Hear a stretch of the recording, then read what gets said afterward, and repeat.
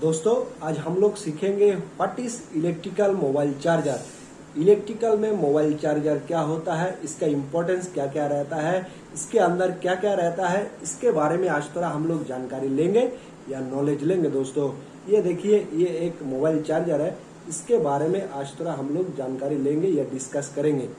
देखिए ये एक मोबाइल चार्जर है, इसके अंदर क्या क्या रहता है, इसका फंक्शन क्या क्या होता है और इसके अंदर कैसे काम होता है, इसके बारे में मैं आप लोगों को आज जानकारी दूंगा।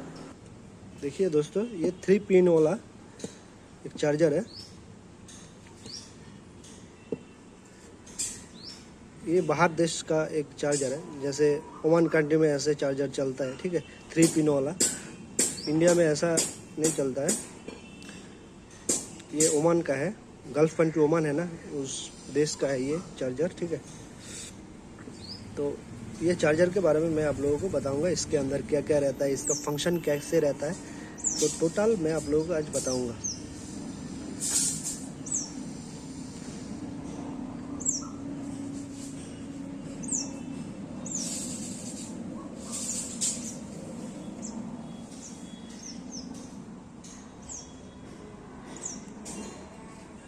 यह मोबाइल चार्जर को आप लोग एक स्टेप डाउन ट्रांसफार्मर भी कह सकते हैं।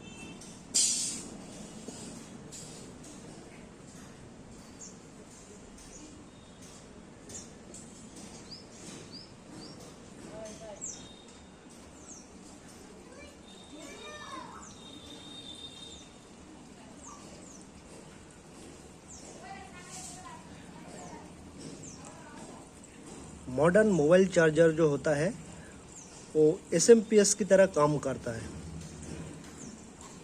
ये जो मोबाइल चार्जर है एसएमपीएस की तरह काम करता है।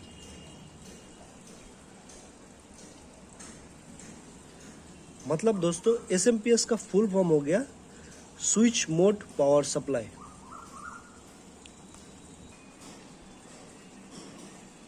मोबाइल बैटरी चार्जर के अंदर कुछ स्टेप्स रहता है दोस्तों, जैसे एक हो गया स्टेप डाउन एसी वोल्टेज, ठीक है। दूसरा हो गया दोस्तों रेक्टिफिकेशन।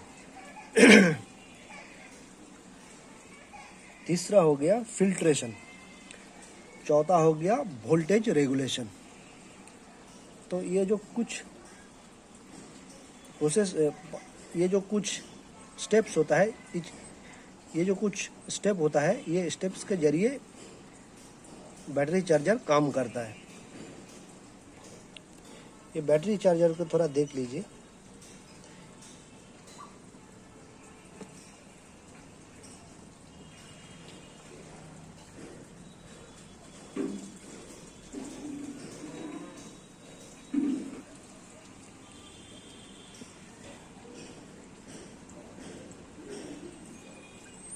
ये जो मोबाइल चार्जर है दोस्तों कांस्टेंट वोल्टेज प्रोवाइड करता है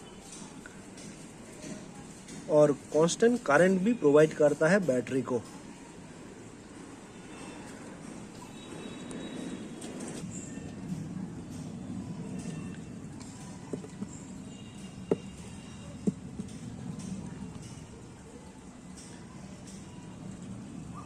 मोबाइल बैटरी चार्जर के अंदर कुछ पार्ट्स रहता है। ये पार्ट्स के बारे में मैं आप लोगों को थोड़ा बताऊंगा।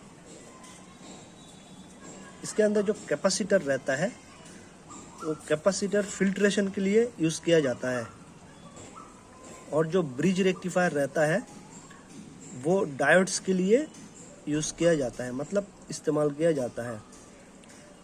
और इसके अंदर 220 वोल्ट का एसी सप्लाई दिया जाता है।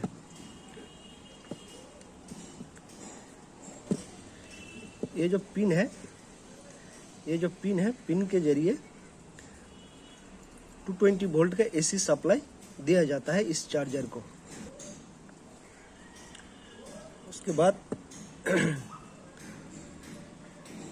उसके बाद यहाँ से ये चार्जर से 5 वोल्ट का डीसी सप्लाई आउटपुट निकलता है ये चार्जर से, ये वायर से।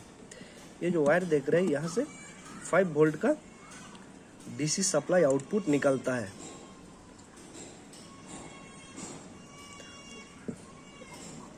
और इसके अंदर जो ट्रांजिस्टर रहता है वो डीसी सप्लाई को एसी में कन्वर्ट कर देता है।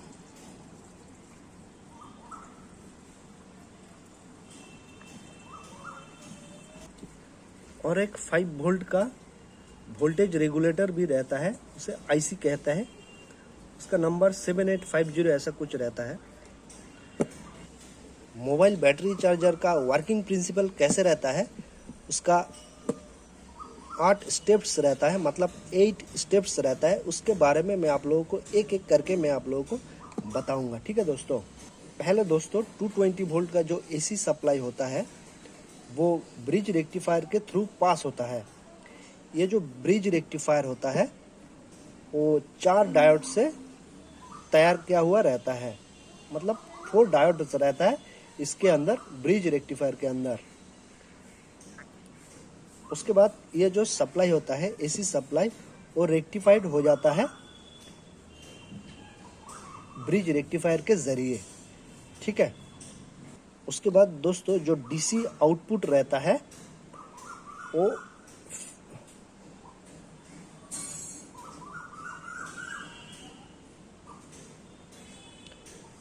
उसके बाद दोस्तों जो डीसी आउटपुट सप्लाई रहता है वो फिल्ट्रेशन हो जाता है कैपेसिटर के जरिए, मतलब एक कैपेसिटर उसको डीसी सप्लाई को वो फिल्टर कर देता है। उसके बाद 220 वोल्ट का जो डीसी सप्लाई होता है वो 2 ट्रांजिस्टर के बीच से पास होता है। 2 मतलब 2 ट्रांजिस्टर के अंदर वो पास होता है 220 वोल्ट का डीसी। उसके बाद ये जो डीसी सप्लाई होता है हाई फ्रीक्वेंसी एसी सिग्नल में कन्वर्ट हो जाता है। उसके बाद ये जो हाई फ्रीक्वेंसी एसी सिग्नल होता है एक कैपेसिटर के थ्रू पास होता है। उसके बाद ये जो हाई फ्रीक्वेंसी एसी सिग्नल होता है वो कैपेसिटर के जरिए फिर पास होता है, मतलब कैपेसिटर के थ्रू पास होता है पावर फैक्टर को करेक्शन करने के लिए, मतलब सर्किट को एफिशिएंसी ज़्यादा करने के लिए, मतलब सर्किट का जो एफिशिएंसी होता है उसको इंक्रीज करने के लिए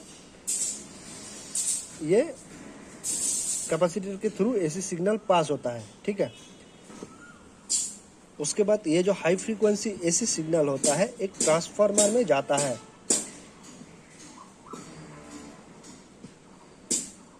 और स्टेप डाउन होके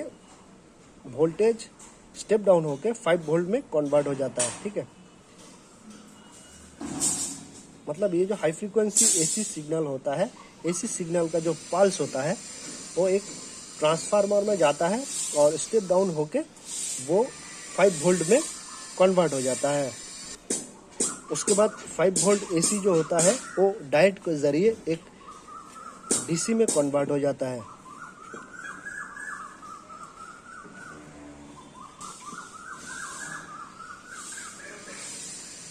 उसके बाद ये जो डीसी आउटपुट रहता है वो कैपेसिटर के जरिए फिर से फिल्टर होता है।